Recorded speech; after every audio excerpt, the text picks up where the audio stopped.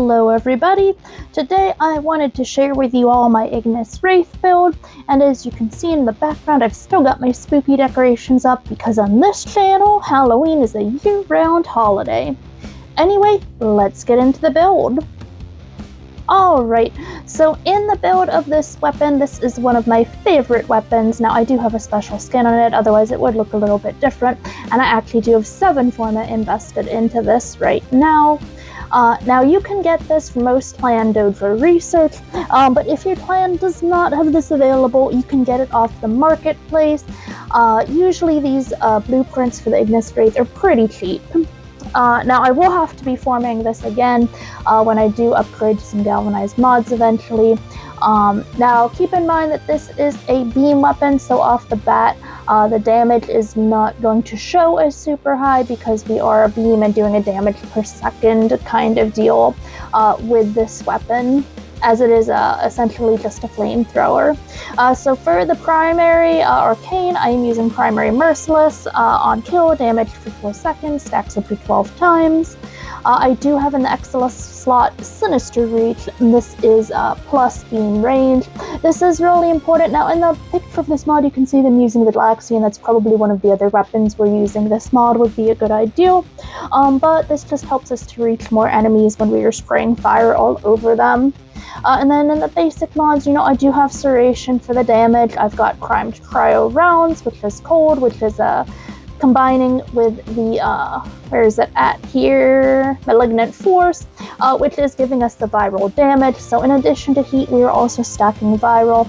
And one of the things about viral is that it does increase its damage to health with multiple stacks for a short duration. So Malignant Force here is Toxin and Status Chance.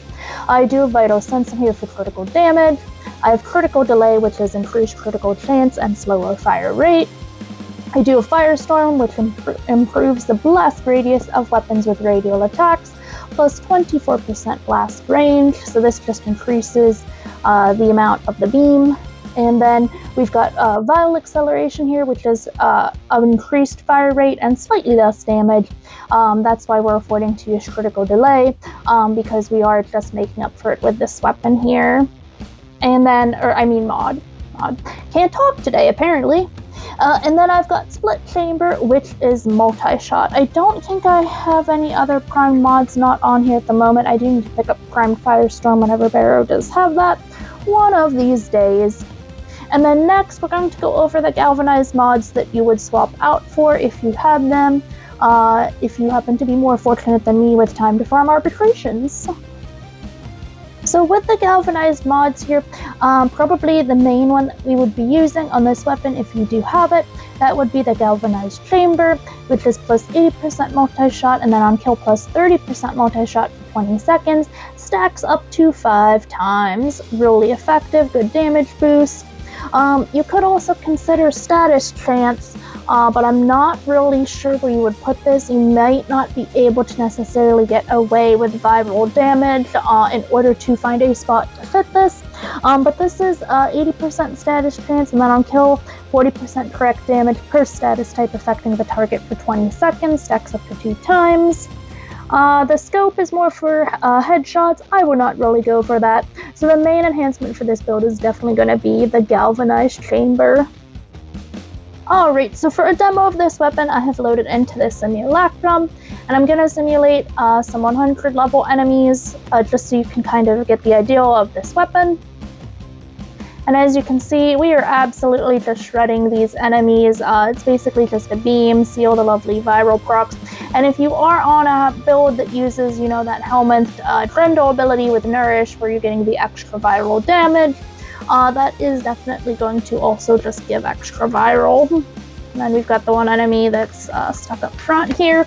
So that's level 100 enemies. I am gonna put this up just a little bit. Ooh, no wait, I did not mean to spawn those in. Enemy level. Okay. Oh, it only spawned 2. I'm just so not good. Oh, it's got stuck on 2 Moa. Wow. Okay. So you got 20 enemies spawned in. As you can see, it still does take a little bit of time, but we are just obliterating. Oops, we gotta reload. We are just obliterating these 150 level enemies. So, pretty good weapon. If you are on like a Warframe that's like weapon heavy because like maybe you don't like the abilities of it, you're leveling of it, maybe you just need a good weapon. This is definitely one of my favorites, and I hope it can be one of your favorites too. And that's everything for this build guide. Again, there is some room for improvement in the form of the Galvanized mods, but considering that I have been exploring other games and that I do work quite a bit, I just simply haven't sat down to farm arbitrations as I have so many other things in this game to farm currently. So, I hope that this build guide helped you, and as always, thanks for watching, and I'll see you in the next video.